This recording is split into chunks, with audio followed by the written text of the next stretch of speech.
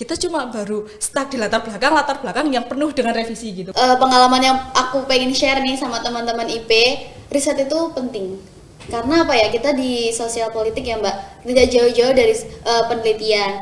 Aku merasa di PKM ini, mohon maaf bukan gimana-gimana, tapi 5 langkah lebih maju dari teman-teman lain. 5 langkah lebih maju dari teman-teman lain. 5 langkah lebih maju dari teman-teman lain.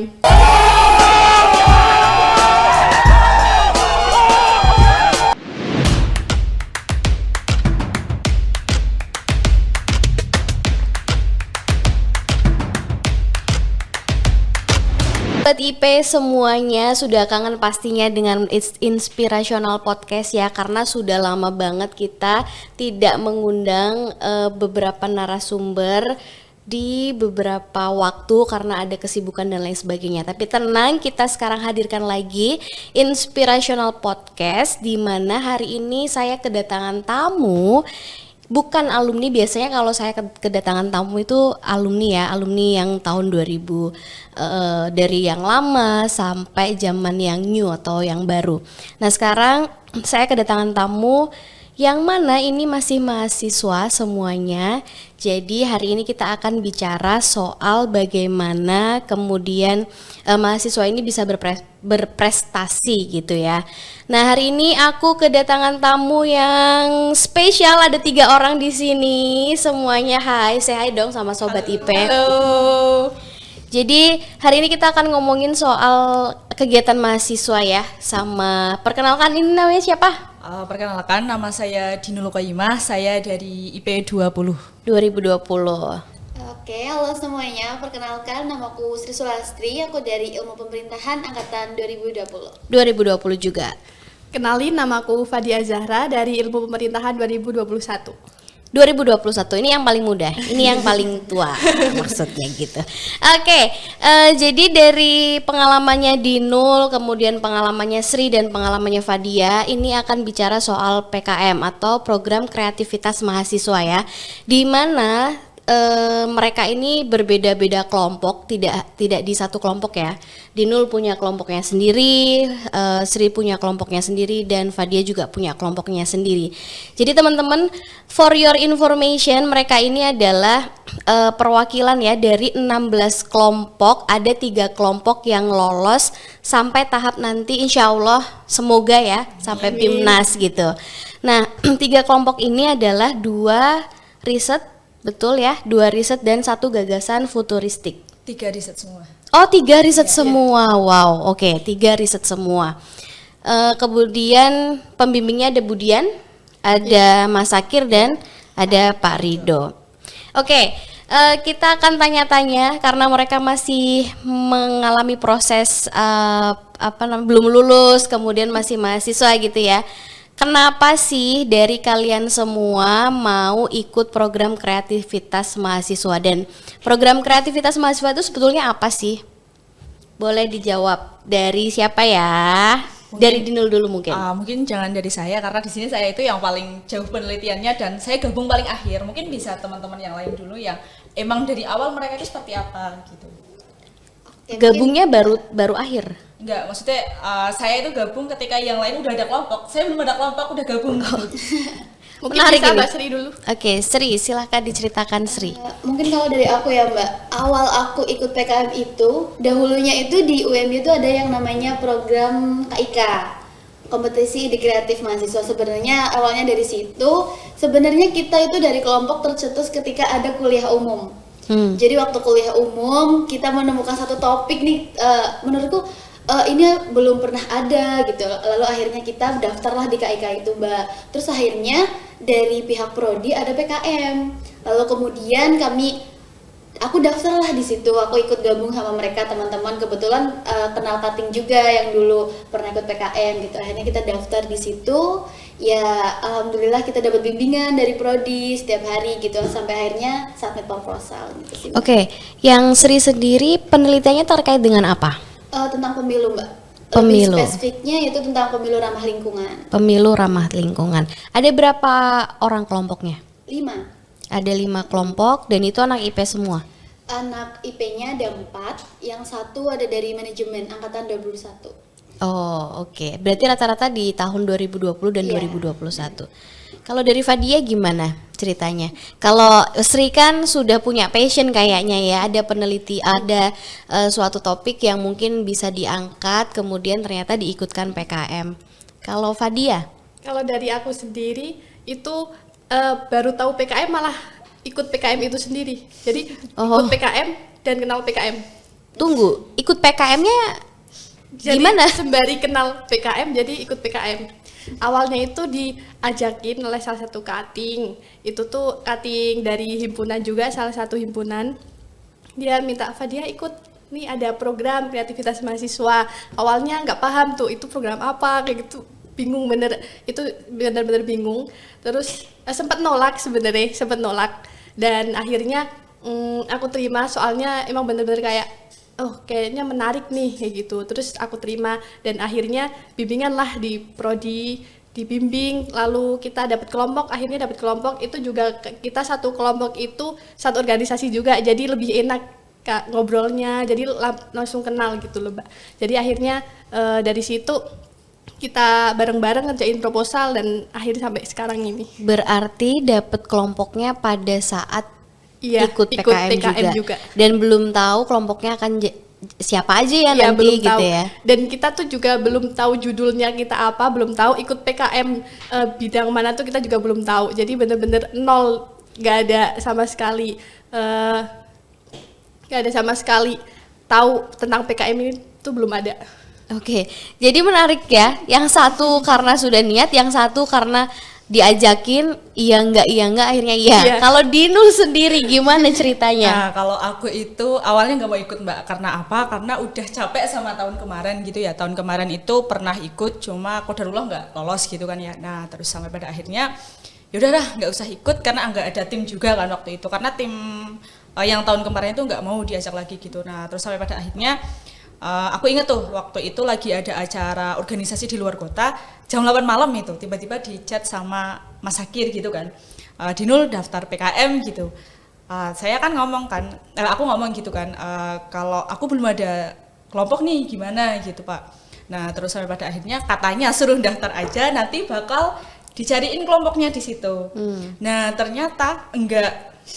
Oke, ternyata belum dapet gitu ya. Ternyata belum dapat karena mereka mayoritas sudah punya kelompok gitu, dan mayoritas yang bimbinganku itu semua anak iGov gitu kan dulu. Nah sampai pada akhirnya aku ngajak nih temenku yang dari HI gitu. Nah akhirnya dia mau, cuma pada saat itu kita juga belum ada topik, cuma baru terlintas gitu, kita bahas collaborative governance gimana nih gitu, baru kayak gitu. Nah terus sampai pada akhirnya kita cuma baru 2 orang, terus dia ngajak 1 orang lagi, kita cuma baru 3 orang gitu. Nah itu sampai latar belakang selesai lah kita 3 orang. Terus sampai pada akhirnya ada 2 anak lagi nih diajak gitu, akhirnya dia mau, jadi kurang lebih kayak gitu. Dan kita pun kayak nggak pernah datang bimbingan awalnya, kita hilang-hilangan terus gitu. Jadi mungkin kalau predikat tim paling menyebalkan ya itu tim karena ngeghosting ya, ngeghosting pembimbingnya, coachnya. Karena takut, benar-benar takut. Yang lain udah sampai misal literatur review gitu kan ya, kita cuma baru stuck di latar belakang yang penuh dengan revisi gitu. Makanya kita setiap mau datang takut, apalagi posisinya di situ aku IP sendiri gitu loh. Jadi yang lain jadi itu, anak IP-nya cuma kamu sendiri ini kelompoknya. Awalnya. Terus yang 4 itu HI semua gitu sih Mbak. Satu kelompok berapa orang kalau Dinul? Satu kelompok itu 5 orang. 5 orang juga. Kalau punyamu apa penelitiannya? Lebih ke gerakan perempuan mengawasi, tapi itu dalam pengawasan partisipatif gitu. Itu berarti pemilu juga masuknya. Kalau Fadia tadi? Meneliti terkait komunikasi pemerintahan yang terjalin pada proses relokasi Malioboro kemarin, kan itu baru hangat-hangatnya tuh. Jadi iya betul. Iya. Oke. Kalau ya memang menarik ya. Artinya gini, teman-teman, kenapa mahasiswa ya di sini jangan dikira mereka nggak bingung, jangan dikira mereka juga dari awal sudah niat. Ternyata ada ceritanya ini berdua ya, yang satunya sudah niat, yang duanya maju mundur, yang satunya sudah punya pengalaman tentunya yang sebelumnya, tetapi memang belum jalannya gitu ya, dan kemudian berani untuk maju lagi. Nah, perasaannya, artinya gini. ketika memutuskan untuk oke lah ikut PKM, dan PKM-nya kan riset ya, riset itu kan nggak mudah menurut saya. Ada beberapa hal yang harus dipertimbangkan, dijalani. Ada juga yang misalnya datanya nggak ada, harus ganti topik dan lain sebagainya. Nah, proses untuk kemudian teman-teman bisa yakin dengan topik itu, judul itu, gimana prosesnya? Kalau aku sendiri awalnya kan emang mau ambil kolaborasi antara pelajar sama Bawaslu. Itu idenya dari Dinul? Iya, itu ide awalnya gitu kan. Cuma ternyata itu susah gitu kan. Nah, akhirnya disaranin nih sama pembimbing kita. Tapi kan karena pembimbing kita, jadi kayak ada dosen terus ada pembimbing lagi gitu. Nah, di situ yang sebenarnya kalau lebih bantu mentornya buat mentoringnya. Nah, di situ kita diusulin nih buat ganti aja, tetap kolaboratif governance Bawaslu dengan pihak terkait, tapi ambilnya perempuan gitu. Nah, kebetulan di Gunung Kidul itu ada yang namanya Gerakan Perempuan Mengawasi, dan itu diklaim emang satu-satunya di Indonesia gitu, dan belum pernah diteliti gitu. Makanya disaranin buat meneliti itu aja gitu, karena kedepannya bakal menarik nih untuk pemilu 2024. Nah, sampai kemudian kita searching nih di berita-berita. Nah, ternyata emang benar-benar ada, dan itu benar-benar menarik kayak gitu. Jadi awalnya sudah punya ide, kemudian dibantu untuk menemukan gap riset mungkin yang jarang untuk diteliti, dan sekarang diteliti sama teman-teman kelompoknya Dinul. Kalau Sri? Kalau dari aku itu tadi ya Mbak, kan kita tercetuskan karena ada KIK dan kuliah umum itu lagi sendiri. Nah, awal mulainya sebenarnya kita itu juga materi yang kita bawa itu belum matang Mbak, waktu di KIK itu sendiri masih banyak revisian, literatur review belum matang, latar belakang juga belum semenarik mungkin gitu. Pada akhirnya kita bimbingan, ketemulah gapnya. Oh, ini masih banyak kurang ini, kurang itu. Kita harus searching semuanya, data-datanya masih banyak kekurangannya. Sampai pada akhirnya kita waktu itu di hotel Yes Colony ya kalau nggak salah. Di sana kita bimbingan hamin 6 jam. Kita review kembali proposal kita, direview sama Mas Sakir, gagal semua Mbak. Hamin 6 jam. Itu hamin 6 jam. Gagal itu artinya? Gagal artinya nggak ada poin yang menarik di proposal saya gitu Mbak. Terus pada akhirnya si mentor kita ini, kita bingung, kita ke belakang diskusi gimana mau disubmit apa enggak. Kalau misal mau disubmit, ini kita harus mencari literatur review lebih banyak lagi. Waktunya udah nggak cukup karena waktu itu submit itu sampai jam 12 ya. Jam 12 malam. Target dari kampus. Jam 12 malam. Udah keteteran lah, gimana ini kayak nggak yakin gitu loh Mbak. Terus pada akhirnya jam 8 aku inget banget, ada jam 8 malam itu? Jam 8 malam itu salah satu kelompokku menemukan salah satu berita, itu udah di bawah banget. Berita yang satu berita itu bisa jadi acuan kita untuk memutarbalikkan lagi apa yang maksud ide kita itu. Pada akhirnya kita olah lagi sampai akhirnya yakin jam 11 malam menemukan judul yang tepat. Kita olah lagi 1 jam penuh, itu pusing banget. Terus akhirnya jam 12 kita review, oke, submit aja. Nanti untuk hasil akhir udah terserah yang di atas. Berarti hamin 4 jam kira-kira ya? Hamin 4 jam kita rombak proposal lagi. Kalau aku lebih parah sih waktu itu. Yang lain udah submit, kita belum submit karena kita belum menemukan teori. Jadi yang lain submitnya malam, kita H+1-nya baru submit. Nah, itu pun juga H+1. Tapi kalau dari diktinya sendiri masih punya waktu panjang ya. Cuma kan ditakutkan ketika memang terlalu mepet itu nantinya trouble gitu ya, kan. Sistem ya biasa. Kalau Fadia? Kalau dari kelompokku sendiri itu karena emang kita kan nggak tahu apa-apa, emang dari nol. anggota kita tuh 0 semua, 21 semua, dan itu tuh bingung kita mau judul apa ya. Terus dibantu mentor nih, sama mentornya bilang ini lagi hangat loh Malioboro direlokasi seperti itu. Terus kita kita rembukin, kita neliti tentang apanya nih di Malioboro. Sebenarnya awalnya ada Kolgov juga, collaborative governance-nya, tapi habis itu pindah lagi tentang UMKM-nya kah atau tentang apa, itu masih bingung. Kita bener-bener nggak tahu mau neliti apa di Malioboro-nya ini, tapi kita udah ngumpulin data-data, udah searching di berita-berita tentang Malioboro yang gimana-gimana sudah kita cari, dan terus sampai akhirnya kita dapat judul tentang yang kita teliti tentang komunikasi pemerintahan, karena emang segala permasalahan itu kan bisa diselesaikan dengan komunikasi ya. Tuh. Jadi Dan juga tuh komunikasi pemerintahan suatu hal yang menurut saya itu penting, soalnya menyangkut hidup, relokasi kan menyangkut hidup PKL, jadi harus ada komunikasi yang baik sehingga relokasi tersebut tidak menimbulkan kesalahpahaman dan juga tidak menimbulkan pro dan kontra, sehingga akhirnya kita pakai teori komunikasi pemerintahan. Oke, kalau saya menelaah ya dari pernyataan tadi kalian bertiga, menariknya adalah ada yang mepet waktunya, ada yang belum submit, kemudian ada yang masih kebingungan dengan judul di Hamin berapa. Bagaimana kemudian kalian membagi semua itu? Kalau kita bicara proposal kan ada latar belakang, kemudian ada harus teorinya itu harus sesuai, harus relevan, harus bahkan kalau orang bicara biasanya commonly teori itu harus 10 tahun terakhir, misalnya kalian harus 5 tahun terakhir dan lain sebagainya. Nah, cara membaginya gimana? Karena saya yakin dan percaya bahwa minat baca itu kan sebetulnya kalau nggak kita sendiri itu kan sulit ya. Misalnya, aduh aku nggak mau baca kalau nggak kepepet, aku nggak mau baca kalau nggak tugas dan lain sebagainya. Kemudian bagaimana kalian bisa membagi tugas itu di dalam sebuah kelompok yang ya akhirnya jadi minus Hamin 4 jam, kemudian kalau kamu Hamin berapa? Itu emang Hamin berapa jam sih? Hamin berapa jam juga, ini H+1. H+1. Kalian gimana koordinasi di dalam sebuah kelompok? Mungkin kalau dari aku dulu ya Mbak.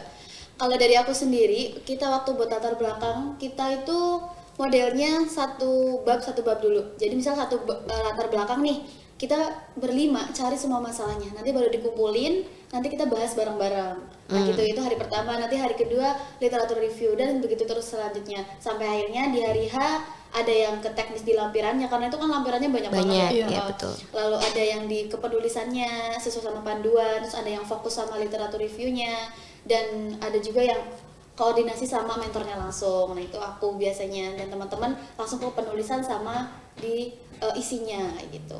Kalau Fadia? Kalau dari aku hampir sama kayak Mbak Sri, soalnya kita emang bener-bener satu bab ini dikerjain bareng-bareng. Harus selesai dulu gitu ya? Ya selesai dulu, soalnya emang kayak menyatukan pikiran juga biar nanti tidak keteteran di bab selanjutnya, biar kelompokku tuh paham dulu bab 1 baru kita lanjut lagi kayak gitu. Tapi pas udah di Hamin berapa submit itu baru dibagi-bagi. Nah itu bener-bener yang ini lampiran anggaran, yang ini penulisan, bener-bener itu baru kita koordinasiin pas Hamin berapa jam submit. Kalau dari timku kan karena kita ada laki-lakinya juga ya, pasti laki-laki perempuan nih, nggak ada yang mau kalah kalau berdebat gitu kan. Jadi yang pertama kita lakukan adalah FGD dulu. Jadi nanti kita arahnya mau kemana sih, latar belakangnya, literatur reviewnya mau kemana gitu. Baru nanti setelah kita satu tujuan, kita satu gong, dibagi nih, oh kamu lebih menguasai terkait latar belakang nih, berarti 3 orang latar belakang gitu. Terus nanti 2 orangnya itu di literatur review gitu. Terus nanti selanjutnya yang cari teori dan lain sebagainya 1 orang gitu. Jadi kita juga sebenarnya kayak sama dibagi-bagi gitu. Tapi cuma kita itu udah FGD dulu di awal. Jadi setelah FGD baru kita bagi-bagi kayak gitu. Oke, jadi 2 kelompok ini sepakat dengan satu persatu diselesaikan. Kalau kelompoknya Dino lebih ke pembagian tugas. Kamu mau yang apa nih? Expertmu di mana gitu kan kira-kira ya. Nah, kalau kita bicara soal kelompok ya, pasti nggak mungkin kelompok itu mulus-mulus aja, ya kan? Kadang tugas kuliah aja, misalnya Mbak Helen, tolong ya, jangan dikasih tahu soalnya ini nggak kerja dan lain sebagainya. Nah, kalau ini kan sistemnya sudah volunteer, artinya adalah kamu mau nggak? Kalau mau ayo kerja, kalau nggak mau ya sudah go out gitu. Harus walk out, harus ya udah saya nggak mau ambil pusing, kamu harus keluar gitu. Nah, suka dukanya problematika di dalam sebuah kelompok ketika kalian menghadapi, apalagi itu prosesnya cepet kan ya? Iya. Gimana? Ada cerita dukanya kah? Kalau dari kelompokku itu waduh, dukanya sangat-sangat membekas sekali, tapi juga buat hikmah juga untuk kita semua.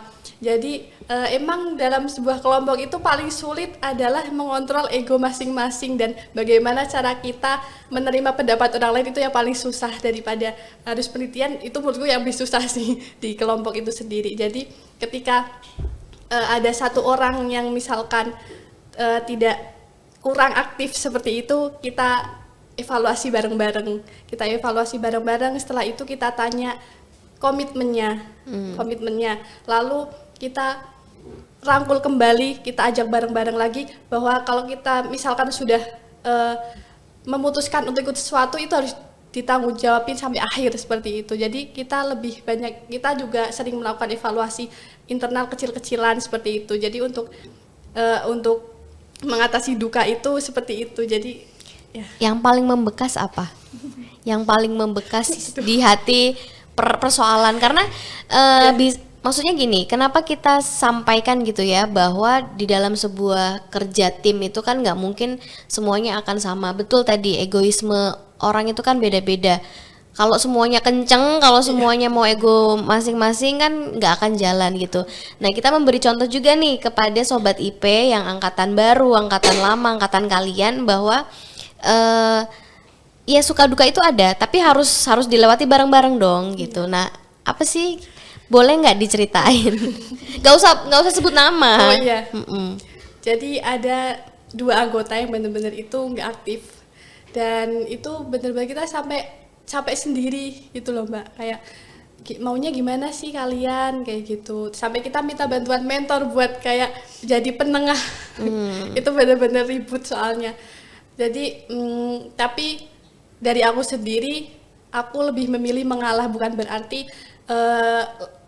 lemah atau bagaimana, tapi aku lebih ingin mencairkan suasana aja daripada memperkeruh suasana. Jadi aku temukan ini 2 orang yang benar berselisih, lalu kita cari jalan keluarnya. Itu sih yang paling membekas banget, sampai benar-benar penyusunan artikel kita tuh hancur berantakan gara-gara itu. Tapi akhirnya alhamdulillah tetap bisa tersusun dan tersubmit. Keren. Kalau Sri gimana, Sri? Apa ya Mbak, kalau yang kita ngomongin masalah suka duka, sebenarnya kalau di kelompokku tuh suka dukanya seimbang ya. Yang pertama dari sukanya itu, kita kan perempuan semua ya Mbak. Oh, perempuan sekali semua. kumpul itu bisa 3 jam nih, misal kita 3 jam ketemu, 2 jam tuh buat julid Mbak. 2 jam tuh julid, kita julid entah ngomongin apapun. Ngomongin siapa, ngomongin apa, barang apa. Betul. Kita tuh sampai dikatain sama timnya Fadia, kita tuh tim julid, Mbak Julid panggilannya. Itu karena ya kita perempuan semua suka gibah gitu loh Mbak. Tapi dari 3 jam itu dari aku sendiri tetap menargetkan di mana setiap ketemuan tetap harus ada output kayak gitu Mbak. Entah kalian terserah mau ngomongin apa, kita mau jajan apa, yang penting tugas tetap selesai. Itu di situ. Kalau dukanya dulu pernah waktu awal penelitian, kita sempat ada masalah sama salah satu NGO yang kita mau teliti itu. Masalahnya memang kurangnya koordinasi aja sih Mbak, kayak kita upload judul di situ tapi pihak beliaunya tuh belum tahu kayak gitu. Akhirnya kita waktu wawancara kita ketemu minta maaf kayak gitu, akhirnya melanjutkan penelitian hanya untuk apa ya, ibaratnya disuruh membuka obrolan. Itu aja sih Mbak yang paling berkesan. Takut ya, karena kita awal meneliti terus ibaratnya disuruh kayak gini tuh agak takut seperti itu. Soalnya akhirnya ya baik-baik aja sih setelah itu. Itu faktor eksternal lah. Iya, eksternal. Kalau faktor internalnya cuma julid tadi doang. Julid Mbak, sumpah. Tapi itu asik banget, kayak kita kalau udah di grup, ayo ketemu, nanti obrolan yang pertama obrolan mesti tahu nggak? Iya. Tahu nggak? Terus nanti makan apa kayak gitu. Itu yang sering banget sih Mbak. Dan dukanya sih itu satu lagi, ada kelompok satu saya itu sakit Mbak. Jadi sakit, jadi kita jarang banget kumpul. Sempat waktu itu udah mau PKP 2, dia masuk rumah sakit, akhirnya kita terkendala di bagian tugasnya dia, tapi kita tetap backup. Lalu yang kedua, kita tuh rumahnya jauh semua Mbak. UMY, terus saya Sleman sendiri, ujung di Sleman sana, lalu teman saya dari Tempel, yang satu lagi dari Magelang. Itu jauh-jauh semua, jadinya terbatas sama waktu. Dan itu dulu kuliahnya masih online ya? Online. Jadi ketemunya rada susah. Iya, jadi kita sering meet online sih Mbak. Online. Itu kayaknya memang paling solutif sih ya, Iya. meeting online. Iya. Kecuali, aduh di tempatku lagi mati lampu. Dinul gimana Dinul kalau kamu? Kalau timku paling miris kayaknya deh. Dari dua yang diceritain tadi? Ya, timku paling miris karena apa? Yang pertama dari awal gitu ya, kita berlima terus udah lolos nih, udah mulai survei penelitian gitu kan, udah ke Gunung Kidul. Tapi lama-kelamaan ada satu anggota yang kurang aktif gitu. Karena dia nggak aktif juga ada sebabnya kan tentunya. Di mana dia punya kesibukan sendiri gitu. Nah, dari situ wah gila. Dilematis banget kita. Kalau dia kayak gitu terus kita nggak bisa mempertahankan dia gitu. Kita butuh orang yang mau kerja gitu. Setiap orang memang punya kesibukan, tapi tinggal bagaimana mereka itu atau dia mau memprioritaskan PKM atau tidaknya gitu, atau bisa membagi waktunya atau tidaknya gitu. Yang jelas menurutku pintar-pintar mengatur waktu gitu. Nah ternyata kita sudah kasih dispensasi beberapa kali, terus kita konsultasi ke dosen pembimbing, ternyata dia nggak ada perubahan. Terus akhirnya kita keluarin, terus jeda buat cari anggota baru pun itu lama banget Mbak. Karena susah banget serius nyari orang buat masuk ke PKM itu susah gitu. Padahal di PKM itu asik teman-teman. Jadi kalau tahun Ayo depan silakan nggak gabung- promokan. Jadi kalau tahun depan nggak gabung itu kalian menyesal Menyesal. serius. Jadi selain itu juga dilalah di kelompokku itu anak organisasi semua. Yang sama-sama sibuk, ada yang double degree juga, harus UPN UMY, UPN UMY, terus belum lagi yang organisasian, kita organisasi dari dari pagi sampai sore lah ya. Ada yang sampai siang gitu, terus sore sampai pagi jam 3, jam 2 kita ngerjain seperti itu terus. Kalau enggak kadang habis isya sampai pagi kayak gitu terus. Padahal yang satu anggota ini dia jauh banget rumahnya di Sleman juga gitu. Kalau dukanya apa ya? Loh katanya miris, duka loh. Ya tapi kan semua disyukuri gitu Mbak. Iya, Jadi betul. enteng sih. Kalau dukanya itu ya tadi sih emang mayoritas pada di organisasi. Jadi kadang kita sering ngaret dan lain sebagainya gitu. Mengumpulkan waktunya juga susah ya. Susah banget. Harus menyesuaikan mana yang free, mana yang Belum lagi kan yang namanya setiap individu pasti punya keinginannya masing-masing gitu ya. Terus salah satu anggota kita memang ada yang mereka dia itu sat-set was-was gitu loh. Nah yang lainnya itu ibaratnya terlalu santai gitu. Maksud aku terlalu santai gitu karena kembali lagi kesibukan gitu. Terus di situ kita juga sempat berantem, sempat nangis-nangisan gitu. Tapi ya alhamdulillah kita akur lagi dan kita sering deh dimarahi sama dosen pembimbing gitu karena jarang bimbingan, jarang datang ke SH dan lain-lain. Dan ketika kumpul pun kita jarang banget full team gitu kalau siang karena tadi ada yang double degree, ada yang inilah itulah gitu sih. Oke. Menarik ya ceritanya, suka duka. Ya pasti ada. Ini apalagi nasional ya. Maksudnya PKM ini nggak hanya dimiliki oleh universitas, kemudian kabupaten, provinsi, bahkan nasional.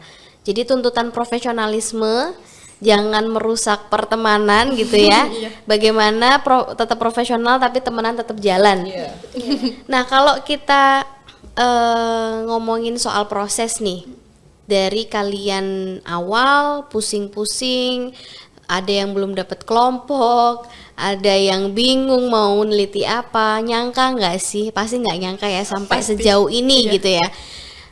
Gimana pengalaman kalian? Apa yang kalian bisa share ke teman-teman Sobat IP bahwa PKM ini, kalau saya lihat tadi pertama pasti soal ya tentu saja pengalaman riset yang serius gitu ya. Kalau misalnya ngerjain tugas mungkin ada beberapa yang masih copy paste, ada beberapa yang ya udahlah seadanya dan lain sebagainya karena kesibukan misalnya. Sedangkan ini harus serius, kemudian pengalaman mendewasakan diri gitu kan. Teman-teman harus bisa memposisikan nih kapan harus mengalah, kapan harus ya tegas dan lain sebagainya. Pengalaman yang paling kalian rasakan, yang kalian bisa share ke teman-teman IP bahwa PKM ini penting atau tadi kata Dinul, seperti apa sih? Oke, mungkin kalau dari aku sendiri ikut PKM itu penting gitu, entah itu di PKM LSH, terus kewirausahaan dan lain sebagainya gitu. Karena apa? ya kita yang jelas ya dapat pengalaman baru gitu, dan tentunya yang saya salut dan bangga ini, aku bangga banget kuliah di UM terkhusus IP gitu kan ya, karena benar-benar kita yang mau ikut PKM itu benar-benar didampingi, terus benar-benar dimong banget gitulah. Nah, nggak dilepas intinya nggak dilepas sama sekali, serius, terutama di IP. Aku salut banget sama IP, bimbingannya benar-benar kayak hore, Mantap banget. jadi kita itu dapat feedbacknya banyak gitu. Salah satunya ketika, jujur ya Mbak, aku mau jujur nih, nggak apa-apa. boleh harus jujur memang ya, harus Di jujur. Metopen aku nggak terlalu paham sama yang namanya metode penelitian. Nah, di PKM lah aku ya paling nggak paham gitu. Terus sebelum yang lain kenal Fosviewer, Envivo, terus dan kawan-kawannya, di PKM lah aku kenal gitu. Terus yang jelas relasinya nambah banyak, terus bisa kenal dengan dosen juga, kan maksudnya suatu privilege gitu kan, kita bisa kenal dengan dosen gitu, karena kita bakal menemukan sesuatu yang baru dari dosen tersebut gitu kan. Terus yang paling tidak lupa ya sering dapat makan gratis. Itu anak kos catat ya, Terutama catat. kalau di IB sendiri kita Tips and sering dapat makan ya. Iya. Gitu. Terus kalau semisal ini dari IP udah dapat nih, kita ke PK, kalau timku ya, trik timku, kalau kita pengen nyemil, terus kita pengen hahihi sambil nyemil-nyemil enak gitu gratis, kita ke PKM Center gitu. Bisa Tips and ditiru trick. buat ngirit Hemat. ya, buat Iya. hemat. Iya. Yang jelas yang saya salutkan prodi IP terus UMY gitu sangat support sama PKM gitu. Saya pernah eksperimen nih ke kampus-kampus negeri gitu, kampus ternama lah yang ada di Jawa Tengah, terus kampus swasta yang ada di Jogja, beberapa pernah saya tanya, Jogja DI lah. Ternyata mereka tidak sesupport di sini gitu loh. Ketika aku ceritakan, mereka pun wah UMY nih Kok keren ya? keren banget. Walaupun misal UKT mahal dan lain sebagainya sebanding gitu dengan apa yang kalian dapetin. Jadi sampai mereka mengatakan enak ya kuliah di UMY terkhusus di IP gitu. Buat penelitian kayak gitu welcome banget gitu. Kamu sih nggak di IP ya. Gitu sih Mbak. Kalau Fadia, Kalau aku ikut PKM adalah suatu kesyukuran yang patut disyukuri lebih dalam. ini kayaknya terjebak gitu ya, tapi terjebaknya Ke arah yang positif. Karena arah yang positif. Terjebaknya untung malah jadinya. Soalnya emang aku merasa di PKM ini, mohon maaf bukan gimana-gimana, tapi 5 langkah lebih maju dari teman-teman lain. guys 5 langkah. 5 langkah lebih maju. Bukan kayak lagu pacarku 5 langkah ya, tapi lebih apa pemikirannya, kemudian Pengetahuannya juga tentang mengenai penelitian, apa komponen di penelitian itu apa aja. Aku sudah lebih tahu daripada teman-teman yang nggak join PKM. bangga berarti Bangga, ya. bangga banget. Jadi dan dari prodi IP sendiri juga sangat memfasilitasi dan juga sangat mendukung. Jadi itu kita ngerasa terbantu sekali. Makanya kalau misalkan teman-teman kalau takut, nggak perlu takut, ada prodi IP yang bakal membentengi kalian. nggak punya temen, Nggak punya temen, nggak punya belum judul, tapi akhirnya bisa lolos. tapi lolos. Ini semua berkat prodi ilmu pemerintahan yang selalu mensupport dan juga mendukung tim PKM kami ini. Dan juga di PKM tidak hanya belajar tentang penelitian, tapi juga bagaimana cara mendewasakan diri, benar kata Mbak Helen, bagaimana kita mengatur emosi kita menghadapi orang lain, terhadap menghadapi perilaku orang yang kadang ajaib, yang kadang kita nggak terpikirkan. Kadang awalnya itu. kayaknya orangnya polos nih, tapi ternyata Iya, dan dari situ banyak sekali pelajaran hidup dan juga pelajaran untuk kita ke depannya. Apalagi ini PKM tuh sebagai bukan batu loncatan, tapi bukan pengganti juga, latihan skripsi seperti itu. Jadi Iya, benar. latihan untuk skripsi. Jadi nanti punya bekal lah seperti itu. punya bekal yang lebih Yang tadi lebih- ya, 5 5 langkah lebih maju. 5 langkah lebih maju. Kalau Sri, Kalau dari aku sama ya Mbak, sebenarnya sama teman-teman semua. Yang pertama, pengalaman yang aku pengen share nih sama teman-teman IP, riset itu penting. Karena apa ya, kita di sosial politik ya Mbak, tidak jauh-jauh dari penelitian. Jadi seperti yang dikatakan Dinul juga, di Metopen waktu kita kuliah, itu benar-benar nggak ada yang masuk Mbak. Kayak kita kan online, cuma dengerin, nggak praktikum. Dan ternyata ketika aku terjun langsung di praktikumnya tuh beda banget Mbak, jauh. oh ternyata gini ya, oh ternyata harus ini, oh habis ini tuh ini, kemarin di teori nggak ada kayak gini, oh ya, jadi tahu gitu, kita tahu. Terus satu hal yang dibanggakan, kemarin aku diceritain sama teman-temanku di kelas, ketika salah satu dosen tanya apakah di sini ada yang udah pegang Fast Viewers, Envivo, dia tuh ngacung dengan dia bangga kayak gitu loh, Mbak. Aku seneng nih ikut PKM, bisa bener kata Fadia 5 langkah lebih maju daripada teman-teman yang lain kayak gitu. Terus pengalaman lagi, kita bisa memanajemen waktu ya, Mbak. Yang pertama yang aku rasain banget, aku kan ikut 3 organisasi, Mbak. Dan di sini posisiku ketua, ketika aku nggak hadir di PKM ini dan aku nggak bisa memanage waktu di organisasi lain, itu kan bakal kececeran, Mbak. Di situ bener-bener mentalku dilatih untuk gimana bagi waktu banget. Itu sih aku bisa belajar di situ. Terus gimana kita teamwork, apalagi dengan teman-teman ya. Kadang kan kita kalau cewek itu nggak enakan, apalagi masalah omongan, terus gimana cara kita bertindak kayak gitu. Kita gimana kita ngatur teman-teman, terus kita jadi pemimpin lah ibaratnya ya, Mbak, di situ. Itu benar-benar terlatih banget di situ. Dan menurutku itu kenangan yang nggak bisa aku lupain di IP sih. Asik. Dan IP sangat mendukung kita difasilitasi, mentor segala macam, dan uang jajan. Sangat membantu. Dapat uang jajan. Udah dapat dari prodi, dari fakultas, dari UMY juga.